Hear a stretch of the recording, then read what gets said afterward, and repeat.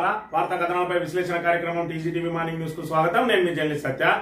ముందుగా రాష్ట్రంలో జరుగుతున్న రాజకీయ పరిణామాలను కనుక పరిశీలించినట్లయితే అన్నదాతల పరిస్థితి తెలంగాణలో అధోగతి పాలవుతా ఉన్నది. ఒకవైపు అకాల వర్షాలకు తోడు ధాన్యం కొనుగోలు లేక, అదే విధంగా ధాన్యంలో తరుగు పేరుతోటి మరి ఇక్కడ కోత విధిస్తూ క్వింటాలకు సుమారు 5 కిలోల వరకు మరి ఇక్కడ రైతుల నుంచి దోచుకుంటా ఉన్నారు. ఇటు మిల్లర్లు అయితేంది, ఇటు అధికారులు అయితేంది.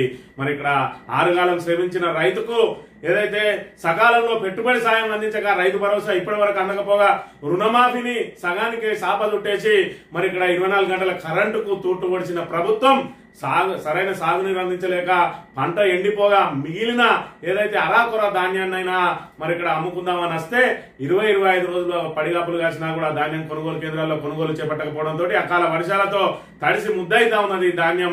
మరోవైపు రైతులను దళాలను దోసుకుంటా ఉంటే మరి రాబోయే రోజులలో రైతు బీమా ఏదైతే రైతుకు ధీమాలు ఇచ్చినా ఆ రైతు బీమా కూడా మరి ఇక్కడ దానికి కూడా ఆ పథకానికి కూడా ఎగనామం పెట్టబోతా ఉన్నది ఆ ప్రభుత్వం అని అనుమానాలు వ్యక్తమవుతున్నాయి. ఎందుకంటే ఫిబ్రవరిలో చెల్లించాల్సిన కిస్తీని మే వచ్చినా కూడా ఇప్పటి వరకు కిస్తీ చెల్లించకపోవడాన్ని మరి నిన్న రోజున హరీష్ రావు గారు ప్రశ్నించిండ్రు. మరి ఇక్కడ రైతులకు ధీమా కల్పించే, రైతు కుటుంబాలకు ధీమా కల్పించే బీమా కిస్తీని వెంటనే చెల్లించాలని చెప్పి కూడా ఆయన డిమాండ్ చేసిన పరిస్థితి.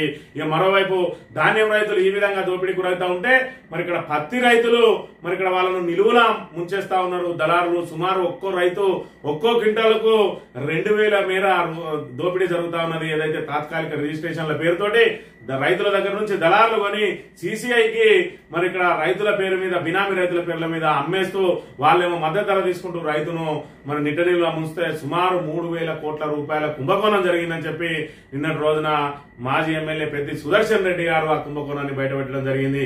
ఇవంతా చూస్తా ఉంటే రైతు ఏదైతే రైతును రాజం చేయడమే లక్ష్యంగా గత 10 సంవత్సరాలు కేసీఆర్ ప్రభుత్వం పనిచేస్తే రైతును లూటీ చేయడమే లక్ష్యంగా సాగుతా ఉన్నది ప్రస్తుత పాలన అనే విషయాన్ని మనం ఇక్కడ ప్రధానంగా గమనించాలి. మంత్రి నియోజకవర్గానికి సంబంధించి ఇక్కడ మంత్రి శ్రీధర్ బాబు గారు మరి ఇక్కడ ఏదైతే ఉపాధి హామీ కూలీల పట్ల ఎంత చులకన భావం ఉన్నది అని అంటే మరి ఇక్కడ ఏదైతే ఉపాధి కూలీలను పారిశుద్ధ్య కార్మికులుగా మార్చే మరి ఇక్కడ ప్రయత్నం చేస్తా ఉన్నారు. సరస్వతి పుష్కరాలకు ప్రభుత్వం తగినన్ని నిధులు విడుదల చేయలేక ఉపాధి హామీ కూలీలతోటి చెత్తేరించాలని చెప్పి మరి ఇక్కడ ఎంపీడీఓను ఇక్కడ ఏదైతే బహిరంగంగానే ఆదేశిస్తా ఉన్నాడు. ఉపాధి హామీకి సంబంధించి మరి ఇక్కడ ఉపాధి హామీ కూలీలు ఎవరైతే ఉన్నారో వాళ్ళు గౌరవంగా మరి ఇక్కడ ఏదైతే మట్టి పనులు చేయడానికే మరి వాళ్ళు చేస్తారు. అందులో రైతులు ఉంటారు, రైతు కూలీలు ఉంటారు. మరి ఇక్కడ ఏదైతే నిరుద్యోగ భృతిని కల్పించడానికి మరి ఇక్కడ ఉట్టిగానే ఇవ్వకుండా కేంద్ర ప్రభుత్వం అప్పట్లో ప్రారంభించింది ఉపాధి హామీ పని. ఆ ఉపాధి హామీ పని చేసుకుని దానికి సంబంధించిన ఏదైతే గౌరవ వేతనం పొందే వాళ్ళను ఈ రోజు పారిశుద్ధ్య కార్మికులుగా మరి వాడుకోవాలని చెప్పి ఎంపీడీఓను ఆదేశిస్తా ఉన్నాడు. అంటే ఉపాధి హామీ కూలీల పట్ల మరి ఎలాంటి గౌరవం ఉన్నది శ్రీధర్ బాబు అనే విషయాన్ని ఇక్కడ మనం గమనించాలి. ఒకవైపు ఉపాధి హామీకి సంబంధించిన నిబంధనలను తుంగలో దొక్కి మరి వాళ్ళతోటి చెత్తేర్పీయం అని చెప్పి బహిరంగంగా చెప్పడాన్ని మరి ఇక్కడ ఏ విధంగా భావించాలో మీరే చూడండి ఏం చెప్తా ఉన్నాడు అనే విషయాన్ని.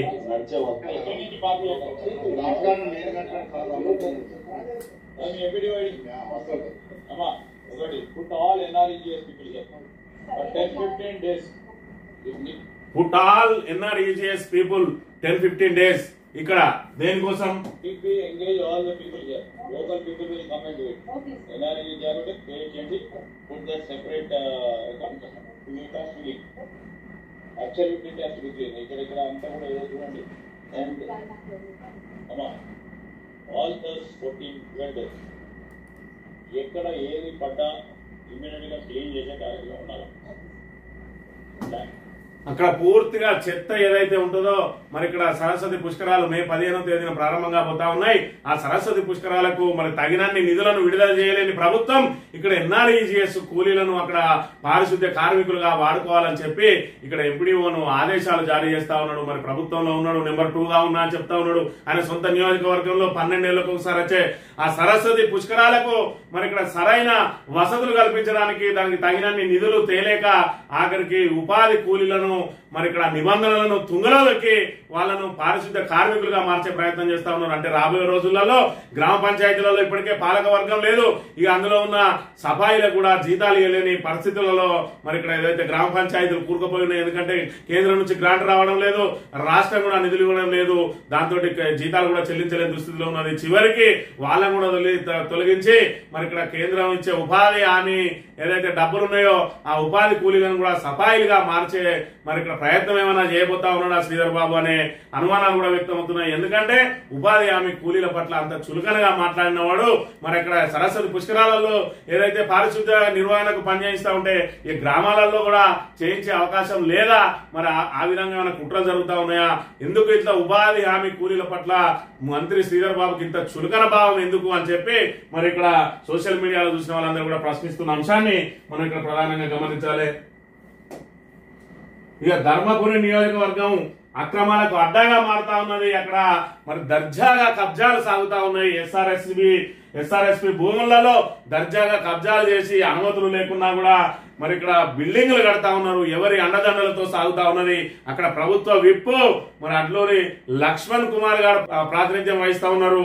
ఆయన ప్రాతినిధ్యం వహించేటువంటి ఈ ధర్మారం నియోజకవర్గంలో మరి ఇక్కడ ఈ రకంగా కబ్జాల పర్వం సాగుతా ఉంటే మరి ఆయన అధికారులను ఎందుకు ఆదేశించలేకపోతా ఉన్నారు? మరి ఇక్కడ వాళ్ళ అండదండలతోటే ఈ కబ్జాలు జరుగుతా ఉన్నాయా? మరి ఆయన ఎందుకు పట్టించుకోవడం లేదు? ఎందుకంటే హైదరాబాద్ లాంటి చోట్ల చిన్న చిన్న గుడిసెలేసుకున్న వాళ్ళను కూడా హైడ్రా పేరుతోటి ఎక్కడికక్కడ వాళ్ళ నివాసాలను తొలగిస్తా ఉంటే ఇక్కడ బడాబాబులను మాత్రం ఎవరు వాళ్ళ జోలికి పోవడం లేదు. ఇక్కడ చూసుకున్నట్టయితే 11.5 గుంటలలో మరి ఇక్కడ ధర్మారం 2 సర్వే నెంబర్లలో 11.5 గుంటలలో మరి ఇక్కడ వాళ్ళు బడాబాబులు మరి అక్రమంగా ఎస్ఆర్ఎస్పి భూములను ఆక్రమించుకొని మరి ఇక్కడ ఇల్లు కట్టుకుంటా ఉంటే వాళ్ళ వైపు కన్నెత్తి చూడడం లేదట అధికారులు. ఎస్ఆర్ఎస్పి వాళ్ళు ఫిర్యాదు చేసినా కూడా పట్టించుకోవడం లేదు. మరి ఇక్కడ అడ్డూరు లక్ష్మణ్ కుమార్ గారు మరి ఇక్కడ ఈ విషయం మీద ఖచ్చితంగా స్పందించాలి. ఎస్ఆర్ఎస్పి భూములను కాపాడాల్సిన బాధ్యత మరి ఆయన మీద ఉన్నది. మరి ఇక్కడ ఎక్కడనో భూములు కాపాడతామని మరి ప్రజాపాలన అని ఒక్క గుంట భూమి ప్రభుత్వ భూమిని కూడా కబ్జా కానివ్వమని చెప్పి గప్పాలు కొట్టే సర్కారు ఈ విషయంలో ఎందుకు మౌనంగా ఉంటున్నదో చెప్పాలి. ఇక్కడ చూసుకున్నట్టయితే ఎస్ఆర్ఎస్పి భూమి కబ్జా మరో ఎకరానికి వేసారు. ఒక చోట ఇంటి నిర్మాణానికి పూనుకున్న కబ్జాదారులు నిలిపివేయాలని చెప్పినా పట్టించుకుని పోయినాం. పోలీసులకు ఫిర్యాదు చేసిన అధికారులు విచారణ చేపడదామంటున్న పోలీసులు ఎస్ఆర్ఎస్పి భూమిని కొందరు అక్రమార్కులు యథేచ్ఛగా కబ్జా చేస్తున్నారు. ఒక చోట 9 గుంటలు, మరో చోట 2.5 గుంటలు కబ్జా చేయడంతో పాటు మరో చోట ఎకరం భూమికి ఎసరు పెట్టారు. అంతేకాకుండా కబ్జా చేసిన భూమిలో ఓ చోట ఇంటి నిర్మాణానికి సైతం పూనుకున్నారు. అప్రమత్తమైన అధికారులు నిర్మాణాన్ని నిలిపివేయాలని చెప్పినా పట్టించుకోకపోవడమే కాకుండా అధికారులనే భయభ్రాంతులకు గురి చేస్తా ఉన్నారట. దీంతో అధికారులు పోలీసులకు ఫిర్యాదు చేసిండ్రు. అధికారులనే భయభ్రాంతులకు గురి చేస్తా ఉన్నారంటే దీని వెనుక ఎవరి హస్తం ఉన్నది, ఎవరి అండదండలతోటి వీళ్ళు ఈ విధంగా రెచ్చిపోతా ఉన్నారు అనే విషయాన్ని ఒకసారి ధర్మపురి ప్రజానీకం అంతా కూడా గమనించాలి. మరి ఇక్కడ వాళ్ళు ఏదైతే అధికార పార్టీ అండతోటే ఈ తతంగం అంతా జరుగుతా ఉన్నది అనేది మరి ఇక్కడ అధికారులను బెదిరింపులకు గురి చేస్తున్న అంశాన్ని బట్టి మనకు తేటతెల్లమైతా ఉన్నది. ఇక్కడ చూసుకున్నట్టయితే ఎస్ఆర్ఎస్పి భూమిలో నిర్మిస్తున్న భవనం దీనికి సంబంధించి చుట్టూ గేటు పెట్టేసుకుని లోపల యథేచ్ఛగా మరి ఇక్కడ అది పెడతా ఉన్నారు. మరో ఎకరానికి కూడా మరి ఇక్కడ కబ్జా చేయడానికి ప్రయత్నం చేస్తే దానికి కూడా నోటీస్ బోర్డులు ఇచ్చినట. మరో ఎకరం భూమికి సైతం కబ్జాకి యత్నించడంతో ఎస్ఆర్ఎస్పి అధికారులు అప్రమత్తమయ్యారు. దీనికి తోడు ఆ స్థలంలో ఇది ఎస్ఆర్ఎస్పి స్థలం అని నోటీస్ బోర్డులు సైతం ఏర్పాటు చేశారు. ఒకవైపు కబ్జా గురైన భూమిలో చేపడుతున్న నిర్మాణాల విషయంలో తహసీల్దార్ పోలీసులను ఆశ్రయిస్తూనే వీళ్ళు ఎస్ఆర్ఎస్పి వాళ్ళే నోటీసులు ఇస్తారట. మరి ఇక్కడ పోలీసులకు కూడా ఫిర్యాదు చేసిండ్రు. పోలీసులకు ఫిర్యాదు చేసినా కూడా ఇప్పటి వరకు దాని మీద ఎలాంటి మరి చర్యలు లేవు. 2 చోట్ల ఎస్ఆర్ఎస్పి భూముల కబ్జా కావడంపై అధికారులు ధర్మాన పోలీస్ స్టేషన్లో గత నెల 23న వేర్వేరుగా ఫిర్యాదులు చేశారు. వారిపై క్రిమినల్ కేసులు నమోదు చేయాలని ఫిర్యాదులో పేర్కొన్నారు. అమ్మేవారికి కొనేవారికి ప్రభుత్వ భూమి అని తెలిసిన రికార్డులు తారుమారు చేసి ప్రభుత్వ ఆస్తులను కాజేశాలనే కుట్రతో అమరవెల్లి లక్ష్మమ్మ, ఆమె కొడుకు లచ్చయ్య, మల్లేశం, దేవి పద్మ, ఆమె భర్త దేవి జనార్దన్, యాంసాన్ మహేష్, ఆయన కుమారుడు యాంసాన్ మధు, మనోజ్ కబ్జా చేశారని వీరిపై చట్ట ప్రకారం చర్యలు తీసుకోవాలని కోరారు. మరో చోట వంగేటి సత్యారెడ్డి భూమి ఆక్రమించాడని ఆయనపై క్రిమినల్ కేసు నమోదు చేయాలని అదే రోజు మరో ఫిర్యాదు చేశారు. 2 గంటలకు సంబంధించి కేసులు నమోదు చేసి 10 రోజులైనా ఇంకా చర్యలు చేపట్టలేదు. ఈ విషయంలో ధర్మారం ఎస్ఐ శీలం లక్ష్మణ్ వివరణ కోరగా 2 విషయాల్లో తమకు ఫిర్యాదులు అందాయని విచారణ చేస్తున్నామని, పూర్తి విచారణ తర్వాత చర్య చేపడతామన్నారు. మరి వీళ్ళను ఇక విచారణను ఎవరు అడ్డుకుంటా ఉన్నారు, ఈ పోలీసులను ఎవరు మేనేజ్ చేస్తా ఉన్నారు? మరి ఇచ్చి 10 రోజులైనా కూడా ఇంకా విచారణ చేపట్టలేదు. అదే పేదవాళ్ళ ఏమంటే ఏదైతే చిన్నగా ఫిర్యాదు వచ్చినా కూడా రాత్రికి రాత్రే కూల్చివేతలు జరుగుతా ఉన్నాయి. మరి ఈ పెద్దోళ్ళ విషయంలో మాత్రం ఎందుకు పట్టించుకోవడం లేదు? అసలు ధర్మపురిలో ఏం జరుగుతుంది? ధర్మపురి నియోజకవర్గం అక్రమాలకు అడ్డాగా మారబోతా ఉన్నదా అనే విషయాన్ని మరి ఇక్కడ ధర్మపురి ప్రజలందరూ కూడా గమనించాలి. గత 10 సంవత్సరాల కాలంలో ఏదైతే బీఆర్ఎస్ ప్రభుత్వ హయాంలో మరి ఇక్కడ ఏ విధంగా సాగింది పాలన, ఈ 17 నెలల కాంగ్రెస్ ప్రజాపాలన పేరుతోటి ఏ విధంగా మరి ఇక్కడ మోసాలకు పాల్పడతా ఉన్నారు, దాని అండదండలతోటి అనే విషయాన్ని కూడా మరి ఇక్కడ యావత్ ధర్మపురి ప్రజలందరూ కూడా గమనించాలని చెప్పి కోరుతా ఉన్నాం. ఇక నమస్తే తెలంగాణ వార్తలు కనుక గమనించినట్టయితే తూకంలో కోత, అన్నదాతకు వేత, క్వింటాల్ ధాన్యంలో 5 కిలోల కోత, తరుగు పేరిట రైతుల నిరుదోపిడి, తీవ్రంగా నష్టపోతున్న అన్నదాతలు. ఒక కరీంనగర్ జిల్లాలోనే తరుగు పేరిట 9 కోట్ల విలువైన వడ్లు ఆంపట్టు పట్టించుకొని అధికారులు, కన్నెత్తి చూడని పాలకులు, పలు చోట్ల రోడ్డెక్కిన రైతులు, వెల్లువెత్తిన నిరసనలు, దొడ్డువాట్లు కొనబోమంటున్న సెంటర్ల నిర్వాహకులు, మిల్లుల వద్ద వడ్ల లోడుతో బారులు తిరిగిన వాహనాలు, అకాల వర్షానికి కేంద్రాల్లో తడిసిపోతున్న ధాన్యం. ఇక్కడ చూసుకున్నట్టయితే ఎండనక వాననక కష్టపడి పండించిన వడ్లను అమ్ముకునేందుకు రైతులు కోసపడుతున్నారు. సన్నాలు తప్ప దొడ్డు వడ్లు కొనుగోమని కేంద్రాల్లో తెగేసి చెప్పడం, మిల్లర్ల వద్దకు పోతే అక్కడ కొనకపోవడంతో దిగాలు చెందుతున్నారట. నారాయణపేట జిల్లా మద్దూరు మండలం పెదిరిపాడు రోడ్లో ఓ మిల్లు వద్ద శనివారం ధాన్యం లోడుతో బారులు తీరిన ట్రాక్టర్లు. మరి ఇక్కడ చూసుకుంటే అకాల వర్షంతో మరి ఏదైతే ప్రభుత్వ జాప్యం కారణంగా కొనుగోలు కేంద్రాల్లో నిల్వ చేసిన వడ్లు అకాల వర్షాలకు తడిసిపోయి అన్నదాతలకు మరింత నష్టం వాటిల్తుంది. శనివారం కురిసిన వర్షానికి రంగారెడ్డి జిల్లా హనుమగల్లు మార్కెట్ యార్డ్ లో ఈ రకంగా వర్షానికి వర్షార్పణం అయితా ఉన్నది. ధాన్యం ఒకవైపు ఆరుగాలం శ్రమించిన రైతు మరి ఇక్కడ కరెంటు కోతలతోటి మరి ఇక్కడ ఏదైతే సాగునీటి కొరతతోటి, యూరియా కొరతతోటి, అన్ని రకాల ఇబ్బందులతోటి, పెట్టుబడి సాయం అందక మరి చేస్తానన్న రుణమాఫీ సగానికి సాప చుట్టేసిన మరి అన్ని సమస్యలను, కష్ట నష్టాలను ఓర్చుకొని చివరికి పంట పండించి మరి చేతికాడికి వచ్చింది, నోటికాడికి వచ్చే సమయంలో ప్రభుత్వ జాప్యం కారణంగా ఈ విధంగా జరుగుతుంది. ఒకవైపు అయితే దొడ్డు వడ్లు కొనమంటున్నారట. మరి దొడ్డు వడ్లు పండించిన రైతులు ఎక్కడికి పోవాలి? మరి మీరు ఏదైతే సన్న బియ్యం ఇస్తా అని చెప్పిర్రో దానికి బోనస్ ఇస్తా అంటే అందరు కూడా మరి ఇక్కడ బోనస్ కోసం ఆశపడి పండించే ప్రయత్నం చేసిండ్రు పోయినసారి.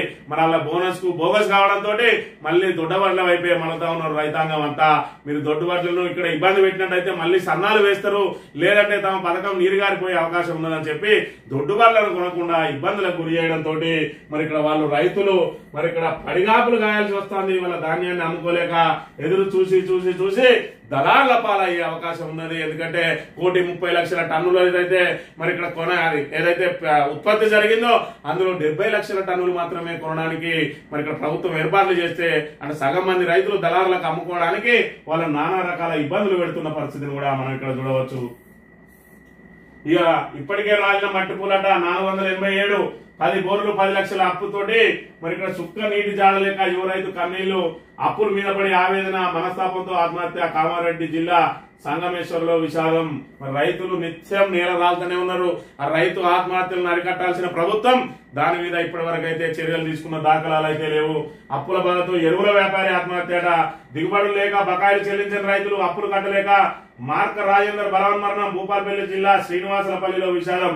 భూపాల్పల్లి జిల్లాలో ఇప్పటికే వరుసగా రైతుల ఆత్మహత్యలు జరుగుతూ ఉంటే మరి ఆ రైతులకు ఏదైతే దిగుబడి రాలేదో ఆయనకు ఆ రైతులకు అప్పు ఇచ్చిన ఏదైతే ఉద్దర ఇచ్చిన వ్యాపారి అవి తిరిగి రాబట్టుకోలేక ఇటు పై వాళ్లకు ఏదైతే తనకు మరి సరుకులు పంపిన వాళ్లకు డబ్బులు కట్టలేక ఎరువుల వ్యాపారి మరి ఇక్కడ ఆత్మహత్యకు పాల్పడ్డాడు అని అంటే పరిస్థితి, రైతుల పరిస్థితి తెలంగాణలో ఏ విధంగా ఉన్నది?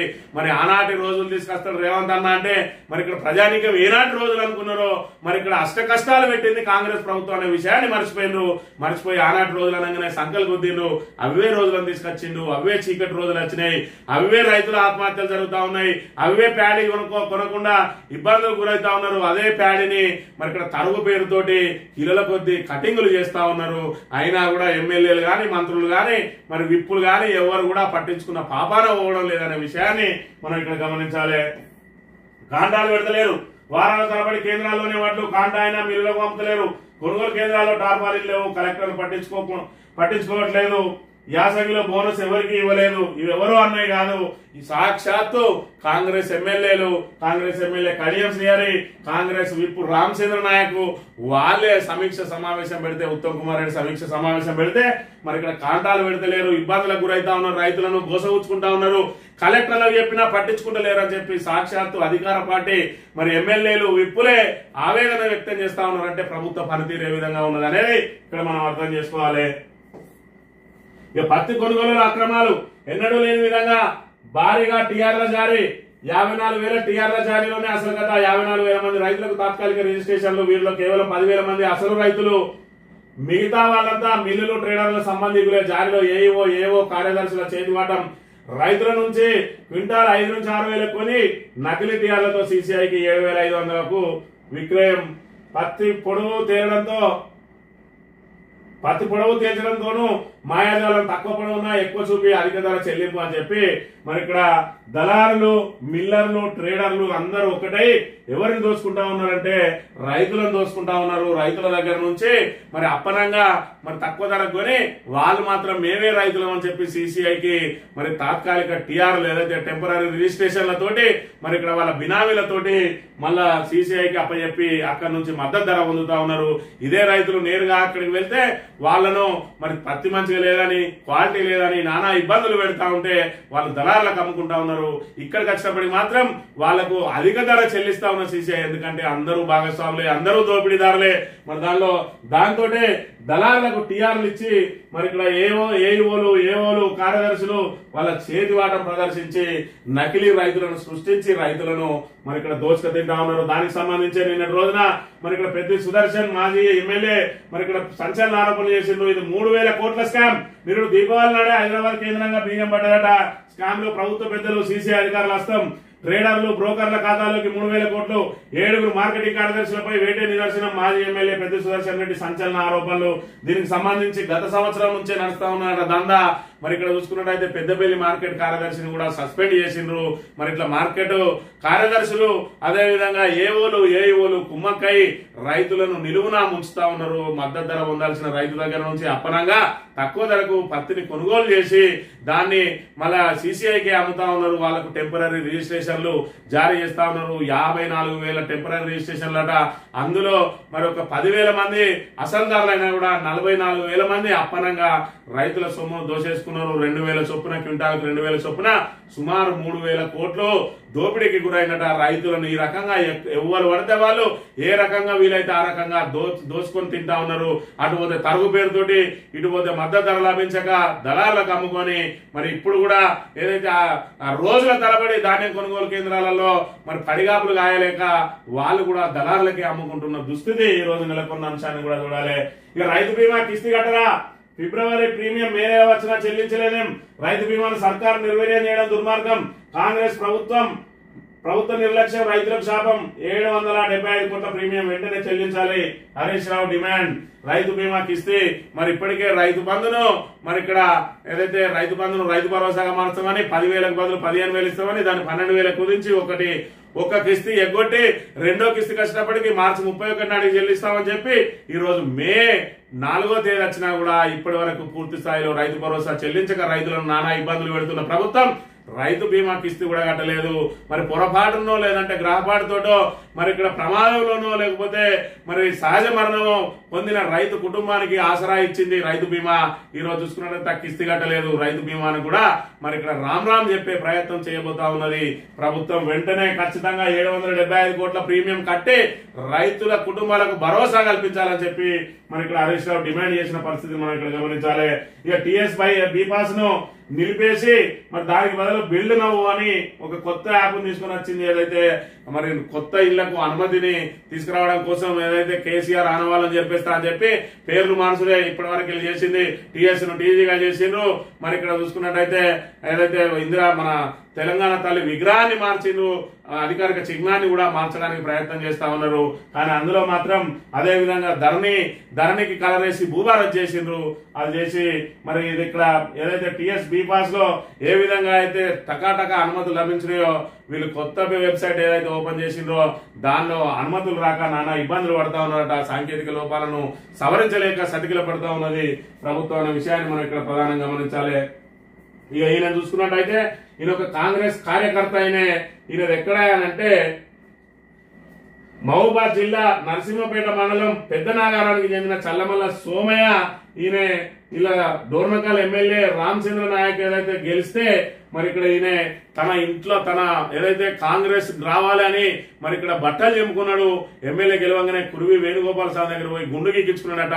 మా ఆశయం నెరవేరింది, ఇక మాకు అన్ని రకాల మాకు అండదండగా ఉంటది ప్రభుత్వం అని చెప్పి ఇగో ఈ రేకులు చుట్టు పెట్టుకొని ఉండే ఈ ఇంట్లో ఉంటాడు ఎవరైనా చల్లమల్ల సోమయ్య. మరి ఈయనకి ఇందిరమ్మ ఇల్లు ఇచ్చిండ్రా కాంగ్రెస్ కార్యకర్తనే అంటే ఈయనకే ఇందిరమ్మ ఇల్లు ఇయ్యలేదట. మరి ఈయన కాంగ్రెస్ బీఆర్ఎస్ అనే మాట ఇడిచిపెడితే ఈయన ఉన్న ఇల్లును చూస్తే ఖచ్చితంగా అర్హుడు అని మాత్రం తెలిసిపోతా ఉన్నది. కాకపోతే ఎవరైతే ఆ ఇందిరమ్మ ఇళ్లను డిసైడ్ చేస్తారో ఇందిరమ్మ కమిటీకి మరి ఆమ్యామ్యాలు ఇచ్చుకోలేకపోయింది కాబట్టి మరి ఇక్కడ కాంగ్రెస్ కార్యకర్తను కూడా పక్కన పెట్టిండ్రు. అంటే మరి అక్కడ ఇందిరమ్మ ఇళ్లలో ఏ విధంగా అవినీతి జరుగుతా ఉన్నది, తన లేదు పరా లేదు. మరి అక్కడ ఎవరికైతే అవకాశం వస్తే వాళ్ళు వీలైనంత దోచుకోవాలని సందంగా ఉన్న పరిస్థితిని మనం ఇక్కడ చూడాలి.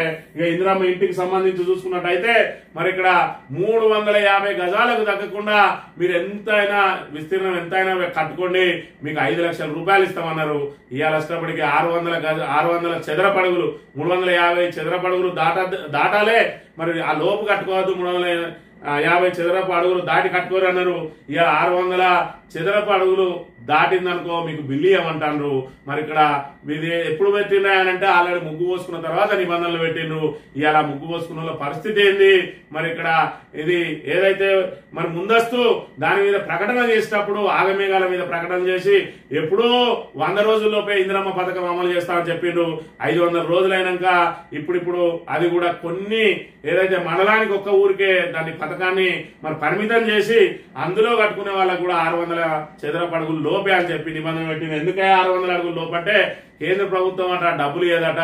మరి ఇక్కడ మీరు ఇందిరమ్మ పథకం మీరు రాష్ట్ర ప్రభుత్వం డబ్బులు ఇవ్వాలంటే కేంద్రం నుంచి 1,50,000 వస్తాయి. మరి దాన్ని కూడా మనం ఒడిసి పట్టుకోవాలంటే వాళ్ళ నిబంధనల ప్రకారమే ఇది చేసుకోవాలని చెప్పి ఈ రోజు వాళ్ళ ఇందిరమ్మ లబ్ధిదారుల నెత్తి మీద మరో పిడుగు వేసింది ఇక్కడ ప్రభుత్వం.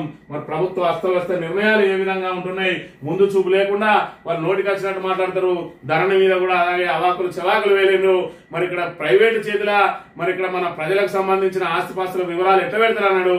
ఇక భూభారతిని కూడా మళ్ళా ప్రైవేట్ కి అప్పగించబోతా ఉన్న పరిస్థితిని మనం ఇక్కడ ప్రధానంగా గమనించాలి. ఇక పైసలు ఇచ్చుకో పోస్టింగ్ పుచ్చుకో. దక్షిణ డిస్కం లో కీలకమైన డిఈ పోస్టుకు లంచాలు. ఒక్కో పోస్టింగ్ కు 25 లక్షల నుంచి 40 లక్షలు. ఎక్కడైనా పోస్టు ఖాళీ కాకముందే ఖర్చు వేస్తున్న పైరవీలు. విద్యుత్ సంస్థల్లో యథేచ్ఛగా అక్రమ పోస్టింగ్స్ దందాట. మరి ఏదైతే దక్షిణ డిస్కం అంటే కరెంటుకు సంబంధించిన మరి ఇక్కడ ఎంపీడీసీలు ఇవి కానీ లేదంటే డిస్కమ్లు కానీ వాటిలలో పోస్టులు కావాలి, ఏఈ పోస్టులు డిఈ పోస్టులు అని అంటే కీలకమైన పోస్టులు అన్నింటినీ కూడా మరి అమ్మేసుకుంటా ఉన్నారట. మరి ఇక్కడ డబ్బులు ఇచ్చి మరి దానికి సంబంధించి మీరు ఎక్కడ పోస్టు కావాలంటే అక్కడ చేయాలంటే ఖచ్చితంగా పోస్టులకు మరి డబ్బులు చెల్లించాల్సిందే అని చెప్పి అందిన కాడికి ఎవరి శాఖలో ఎవరు అందిన కాడికి దండుకుంటున్న పరిస్థితిని మనం ఇక్కడ చూడాలి. ఉపాధి ఉద్యోగుల సమస్య రాష్ట్ర వ్యాప్తంగా ఎస్ఆర్డిఎస్ సిబ్బంది నిరసనలు. నేడు రేపు మంత్రులకు వినతి పత్రాల సమర్పణ. డిమాండ్లు నెరవేర్చకుంటే మే 20 తర్వాత సమ్మె. సర్కార్కు ఎస్ఆర్డిఎస్ ఉద్యోగ చేసి హెచ్చరిక అని చెప్పి మరి ఇక్కడ ఒకవైపు ఆల్రెడీ మరి ఏదైతే ఆర్టీసీ ఉద్యోగులు ఉన్నారో ఆర్టీసీ ఉద్యోగులు సమ్మె సైరను మరి మోగించబోతా ఉన్నారు. మరి ముఖ్యమంత్రి వాళ్ళను పిలిచి చర్చలు చేసి మరి వాళ్ళకైనా వాళ్ళ డిమాండ్లను పరిష్కారం చేస్తారా అంటే మా దగ్గర పైసలు లేవు, మరి ఆ పైసలన్నీ మీకే ఇస్తా, మీరు ఎవరికి వంచమంటే వాళ్ళకి వంచుతా అని చెప్పి మరి ఇక్కడ ముఖ్యమంత్రి చేతులు ఎత్తేసిండు. మరి ఇక్కడ జేఏసీ మరి ఇలాంటి వాటితోటి మనం సమ్మెకు పోతే మళ్ళా మన సంస్థను కాపాడే అంత సత్తా ఉన్నదా అని మరి ఆలోచన చేస్తారా, లేదంటే ఖచ్చితంగా సమ్మెకు పోతారా అనేది నేడో రేపో తేలనున్నది. పాక్ దిగుమతులపై నిషేధం. ఆంక్షలు ఉధృతం చేసిన భారత్ పార్సిళ్లు మెయిల్ను నిలిపివేత. ఆ దేశ నౌకల ప్రవేశంపై నిషేధం. ఉగ్రవాదులను వదలమంటున్న మోడీ, వారిపై తిరుగులేని చర్య తప్పదు. సరిహద్దులో పాక్ రేంజర్ అరెస్టు అక్రమ చొరబాటుకు యత్నం అని చెప్పి పాక్ నుంచి మరి దిగుమతులన్నింటి కూడా ఆపేసింది. అదేవిధంగా అక్కడి నుంచి వచ్చే పార్సిల్ గాని అదేవిధంగా మెయిల్లను కూడా నిలిపివేసిందట.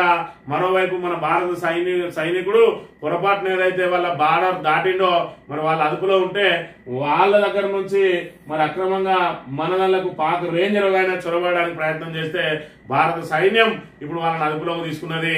మరి ఇప్పుడు ఈ రెండు ఏదైతే మార్పిడి జరిగే అవకాశం ఉంటది.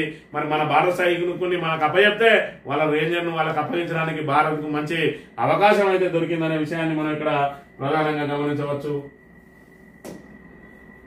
సాక్షి దినపత్రిక విషయానికి వస్తే కరువెరుగని కృషి వలరు సమిష్టి కృషితో బొట్టు నొడిసిపట్టిన రైతులు అని చెప్పి మరి ఇక్కడ చెక్ డ్యాంల నిర్మాణంతో ఇంత నీటి కొరత ఉన్నది. నీటి కొరతను కాంగ్రెస్ సృష్టించింది. ఇది కాలం తెచ్చిన కరువు కాదు, కాంగ్రెస్ తెచ్చిన కరువు.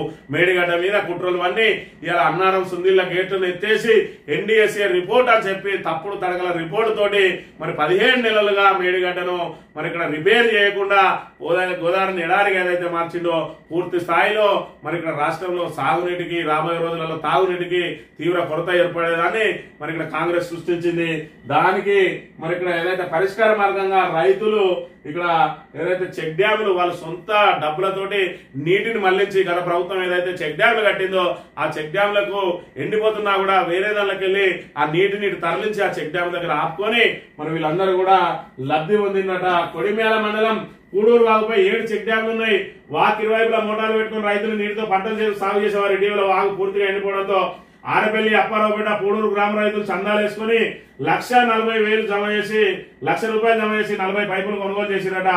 కొండాపూర్ మైసమ్మ చెరువు మొత్తం నుంచి సాగునీటిని తరలించి దీన్ని కొడిమేల పెద్దవాగుతో పాటు పూడూరు వాగుపై ఉన్న 7 చెక్ డ్యాములు మరి తరలిస్తే నిండినాయట. నిండితే ఈ రోజు ఆ రైతులందరూ కూడా సుమారు 500 ఎకరాలు మరి పంట నష్టపోకుండా కాపాడుకున్నారు. ఇదంతా ఎవరు చేయాలి? ప్రభుత్వం చేయాలి. ప్రభుత్వం మరి ఇక్కడ మొద్దు నిద్ర పోతుంది కాబట్టి రైతులే మరి ఇక్కడ ₹1,00,000 జమ చేసుకుని మరి ఆ నీటి మళ్లించి మరి ఇక్కడ రైతులు సాగును తమ పంట పొలాలను కాపాడుకున్న మరి దయనీయ పరిస్థితులు ఇవి ఇక్కడ ఇలా అనే విషయాన్ని మనం ఇక్కడ ప్రధానంగా చూడాలి.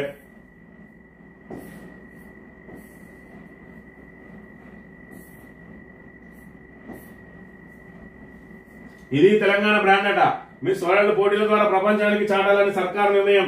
విదేశీ పెట్టుబడుల ఆకర్షణకు ఉపయోగిస్తుందనే భావన. టూరిజం పాలసీకి విశ్వవ్యాప్త ప్రాచుర్యం కల్పించే యత్నం. సురక్షిత ప్రాంతం మౌలిక వసతుల నిలయం అని చెప్పి మరి ఇక్కడ అందాల పోటీల మీద పెద్ద ఎత్తున విమర్శలు వస్తా ఉంటే దాంతో పెట్టుబడులు వస్తాయని చెప్పి మాత్రం ఇక్కడ రేవంత్ రెడ్డి బుకాయిస్తా ఉన్నాడు. ఒకవైపు ఈ ఫార్ములా కార్ రేస్ కు సంబంధించి దాని ద్వారా పెద్ద ఎత్తున పెట్టుబడులు వచ్చే అవకాశం ఉండే. ఎందుకంటే మరి ఎలక్ట్రానిక్ ఆటోమొబైల్ రంగం విస్తృతంగా మరి ఇక్కడ ఏదైతే ముందుకు పోతా ఉన్నది మరి ఇక్కడ దాని పట్ల అందరూ కూడా ఈ ఆటోమొబైల్ రంగం వైపు చూస్తా ఉన్న తరుణంలో హైదరాబాద్ ను ఈ హబ్ గా మార్చాలని గత ప్రభుత్వం ఏదైతే ప్రయత్నం చేసిందో కేటీఆర్ ఏ విధంగా అయితే మరి ఈ ఫార్ములా కార్ రేస్ ను ఇక్కడ తీసుకురావడానికి నానా ప్రయత్నాలు చేస్తే మరి ఒకసారి నిర్వహించిన తర్వాత రెండోసారి నిర్వహించే అవకాశం ఉన్నా దానికి ఆల్రెడీ ₹50 కోట్ల చెల్లించినా కూడా దాన్ని నిర్వహించకుండా దాని మీద బురద జల్లే ప్రయత్నం చేసి ఆ ఈ కార్ రేసును నిలిపేసిండు. దాని ద్వారా మనకు పెద్ద ఎత్తున పెట్టుబడులు విదేశాల నుంచి పెట్టుబడిదారులను మనం ఆకర్షించే అవకాశం ఉన్నా కూడా దాన్ని చేతులా చేజార్చుకుని ఇవాళ అందాల పోటీలు పెట్టి దీని ద్వారా పెట్టుబడులు వస్తాయంటున్నాడు. ఏం పెట్టుబడులు వస్తాయి? ఫెయిర్ అండ్ లవ్లీలో పెట్టుబడి వస్తుందా, లేదంటే బ్యూటీ పార్లర్ల పెట్టుబడి వస్తుందా, లేకపోతే పెద్ద ఎత్తున బ్యూటీ పార్లర్లు వస్తాయా, లేకపోతే అందాల సామాగ్రికి సంబంధించిన పరిశ్రమలు వస్తాయో రేవంత్ రెడ్డికే తెలియాలి. ఈ ఆంధ్రజ్యోతి విషయానికి వస్తే ఇక్కడ ఆంధ్రజ్యోతిని కానీ అదేవిధంగా ఈనాడుని కానీ ఏదైతే ప్రజలకు సంబంధించిన సమస్యలు ఏవి కూడా పట్టాయి. మరి ఇక్కడ ప్రజా సమస్యలను ఇక్కడ ఒకవైపు రైతులు నానా ఇబ్బందులు పడుతా ఉన్నారు. ధాన్యం కొనుగోలు లేక రాస్తారోకోలు చేస్తూ తడిసిన ధాన్యాన్ని ముద్దైన ఆ ధాన్యాన్ని చూసుకుంటూ రైతులు కన్నీరు పెడతా ఉంటే రాష్ట్రం అభివృద్ధిలో దూసుకుపోతా ఉన్నది, పెట్టుబడులు వస్తున్నాయి అన్నట్టుగా ఇక వీడు రాసే వెకిలి రాతలు వెకిలి చేస్తలు ఈ రాధాకిట్టిగాడు వాడు ఈనాడోడు మరి వీళ్ళందరూ కూడా ఏదైతే రేవంత్ రెడ్డి కుక్క బిస్కెట్ల కాశపడి మరి ఇక్కడ వాళ్లకు డబ్బా కొట్టే వార్తలే తప్ప ప్రజా సమస్యలకు సంబంధించిన వార్త ఒక్కటి కూడా రాయకుండా లోకల్ పేజీలలో కూడా రాయకుండా వార్తల్ని అవాయిడ్ చేస్తా ఉన్నారు. ఒకవైపు రాష్ట్ర రైతాంగం అంతా కూడా మరి ఇక్కడ అన్నమో రామచంద్ర అని చెప్పి అఘోరిస్తా ఉంటే వీడేమో తెలంగాణ దూసుకుపోతుంది అన్నట్టుగా రైజింగ్ తెలంగాణ అన్నట్టుగా ఇది ఫ్యూచర్ సిటీలో ఈ సిటీ అట రాష్ట్రంలో మూడో ఎలక్ట్రానిక్స్ ఉత్పాదక క్లస్టర్ నిర్మాణం 300 కోట్ల మేర తైవాన్ టెలికాం పెట్టుబడి పెడుతుందట. ఇది మొత్తం దీని ద్వారా ఇక తెలంగాణ మొత్తం రైజింగ్ లోకి వెళ్ళిపోతుంది అన్నట్టు రాసింది ఇక్కడ. అదేవిధంగా ఎల్ఆర్ఎస్ రాయితీ గడువు మరో నెల పొడిగింపు. ఎందుకంటే వీళ్ళు 6,000 కోట్లు వస్తాయని ఆశపట్టరు, మరి వచ్చింది 1,900 కోట్లట. మార్చి 31 తోటి ముగిసిందని ఏప్రిల్ 30 దాకా తెచ్చిండు, మళ్ళీ మే 31 దాకా పెడతా ఉన్నారు. అయినప్పటికీ కూడా ఆ ఎల్ఆర్ఎస్ దరఖాస్తుల ప్రక్రియలో వేగవంతం అనేది అయితే లేదు అనే విషయాన్ని మనం గమనించాలి. ఇవి అందాల బాములు ఆల్రెడీ చేరుకుంటా ఉన్నారు హైదరాబాద్ కు. మరి నిన్నటి రోజున శంషాబాద్ ఎయిర్పోర్ట్ లో మిస్ కెనడా అయినటువంటి మోరిసన్ కు సంప్రదాయ తరహాలో స్వాగతం పలికిందట. మరి నేడు రేపు కలిపి 120 దేశాల నుంచి ఆల్రెడీ వచ్చే అవకాశం ఉన్నది మిగతా వాళ్ళందరూ అని కూడా ఇక్కడ వార్తను ప్రచురించింది. ఇక ట్రంప్ అయితే అస్తవ్యస్త నిర్ణయాలు, ఇక్కడ రేవంత్ రెడ్డి ఎట్లా తీసుకుంటాడో అస్తవ్యస్త నిర్ణయాలు, అక్కడ ట్రంప్ కూడా అదే విధంగా ఉన్నది. పచ్చళ్ల పైన ట్రంప్ సుంకం, భారత్ నుంచి తెప్పించుకునే ఆహారోత్పత్తులపై నిఘా, పన్ను కట్టకపోతే భారీ జరిమానాలట. మరి ఇక్కడ ఈ రకంగా సుంకాల పేరుతోటి వేధిస్తా ఉన్నాడు భారతీయులను. ఒకవైపు అక్కడి నుంచి తన్ని తరిమేసే ప్రయత్నం చేస్తా ఉన్నాడు. దాంతో ఆయన మీద అమెరికాలో తిరగబడుతున్న పరిస్థితిని కూడా మనం చూడాలి. 300 కోట్ల భూమి ఆంపాట్, హైదరాబాద్ ఎమ్మెల్యే కాలనీలో ప్రభుత్వ స్థలాలు ఆక్రమించిన బడాబాబులు, 3 ఎకరాల్లో నిర్మాణాలు 10 ఏళ్లుగా పట్టించుకున్న అధికారులు తాజాగా రంగంలోకి. కూల్చివేతలు చేపడుతూ సరిహద్దుల గుర్తింపు బెదిరిస్తూ అడ్డుకుంటున్న బడాబాబుల అనుచరులు. ప్రభుత్వ స్థలాల కబ్జాకు అడ్డుకట్ట అని ఇక్కడ ప్రభుత్వం చాలా పెద్ద ఎత్తున చేస్తానని చెప్పి మరి అక్కడ నిన్నటి రోజున చూసినాం మనం. ఏదైతే ఆ 52 ఎకరాలకు సంబంధించి మాత్రం అక్కడ దాని మీద స్పందన లేదు. 60 గజాలలో కట్టుకున్న వాళ్ళు మాత్రం కూల్చేస్తా ఉన్నారు. రేవంత్ రెడ్డి అనుకూలులు అయితే ఒక రకంగా, మరి వ్యతిరేకులు అయితే ఒక రకంగా చర్యలు ఉంటున్నాయి. హైడ్రాను పూర్తిగా మరి ఇక్కడ కక్ష సాధింపుల కోసం, వేధింపుల కోసం, డబ్బుల వసూల కోసమే మరి ఇక్కడ హైడ్రాను వాడుతా ఉన్నారని పెద్ద ఎత్తున ఆరోపణలు వస్తున్నా కూడా హైడ్రా తీరైతే మారదలేదు. ఈనాడు దినపత్రిక విషయానికి వస్తే, ఆస్ట్రేలియాలో ఆల్బనీస్ కే మళ్లీ పట్టం, మరో 3 ఏళ్లు ప్రధానిగా ఆయననట. ఇక సింగపూర్ లో తిరుగులేని పిఏపి మరోసారి ప్రధానిగా వాంగు. 66 ఏళ్లుగా ఆ పార్టీదే ఆధిపత్యం అట. సింగపూర్ లో ప్రత్యామ్నాయమే లేకుండా పోయింది. మరి దీనికి సంబంధించి ఇది మరో 300 కోట్ల పెట్టుబడులు. ఇక్కడ ఎక్కడ కూడా ఈనాడులో గాని అదేవిధంగా ఆంధ్రజ్యోతిలో గాని ప్రజా సమస్యలు అనేటివి కనబడవు. గత ప్రభుత్వ హయాంలో అయితే మరి ఇక్కడ ఇది జరిగింది అది జరిగిందని చిలువలు పలువలు చేసి భూతత్వంలో చూపించి ప్రభుత్వ ప్రతిష్టను ఏ విధంగా అయితే దెబ్బతీయాలని ప్రయత్నం చేసిండ్రో, ఇప్పుడు రేవంత్ రెడ్డి ఇచ్చే కుక్క బిస్కెట్ల కాసపడి ఈనాడు ఆంధ్రోడు, ఈ 2 ఆంధ్ర పత్రికలు చంద్రబాబు కనుసన్నలలో నడిచే పత్రికలు చంద్రబాబు శిష్యునికి వంతపడతా ఉన్నాయి. ఇక్కడ నుంచి తెలంగాణ వనరులను దోపిడీ చేసుకోవడానికి మరి ఇక్కడ వాళ్ళు ప్రభుత్వానికి వత్తాసు వలుకుతూ మరి ఇక్కడ తమ ఆస్తిపాస్తులను రక్షించుకునే ప్రయత్నం, అదేవిధంగా ప్రభుత్వ సొమ్మును అప్పనంగా లాగేసుకునే ప్రయత్నం, ప్రకటనల పేరుతోటి 100 కోట్ల రూపాయలు సంపాదించుకుంటూ ఈ రోజు ప్రజా సమస్యలను గాలికి వదిలి కేవలం ఏదైతే ప్రభుత్వ అడుగులకు మడుగులొత్తుతూ రేవంత్ రెడ్డి అడుగులకు మడుగులొత్తు రేవంత్ రెడ్డి బూట్లు నాకుతూ ఈ ఆంధ్ర పత్రికలు మనను ఏదైతే తప్పుదారి పట్టించే ప్రయత్నం చేస్తా ఉన్నాయి. ప్రజలందరినీ కూడా ప్రజా సమస్యలను చూపించని ఇలాంటి పేపర్లను మరి ఇక్కడ తెలంగాణ ప్రజలు ఎవరు ఆదరించవద్దని కోరుతూ ఇది ఈ రోజు మార్నింగ్ న్యూస్. తిరిగి రేపు వెళ్తాం. Thank you very much.